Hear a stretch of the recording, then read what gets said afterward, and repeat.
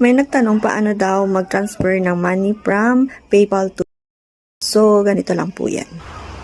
Sa PayPal account natin, punta tayo dito sa wallet, dito sa may baba, para i-check natin kung yung balance natin ay converted na siya sa Philippine Peso. Kasi kung USD siya, kapag foreign currency pa siya, hindi siya pwedeng i-transfer sa G. Kaya kung makikita nyo dito, ayan, dapat nandyan siya sa Philippine Peso.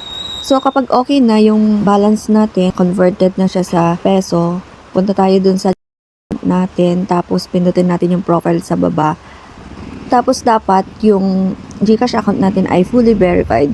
So, pag verified na siya, pindutin natin yung my link accounts. Ayan. So, pindutin natin yung PayPal dito and then, sundin lang natin kung paano yung mga step by step para mailink natin yung PayPal account natin. So, kapag okay na, successful na yung pag-link ng account natin, balik tayo dun sa homepage ng GCash natin. Tapos, pindutin natin yung cash in dyan. As you can see, na-add na dito yung PayPal account natin. Dun sa baba, may nakalagay din dun na may recent partners, parang ganon. So, na-add na dun yung PayPal.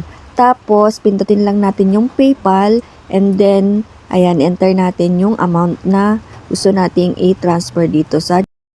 So, ang minimum amount na pwedeng i-transfer ay 500 pesos. So, dapat ang amount ng balance natin sa PayPal is at least 505 pesos for additional fee. So, ganun lang po. Kung mayroon pa kayong karagdagang katanungan, please let me know, comment down below and let's try to figure out. Thank you!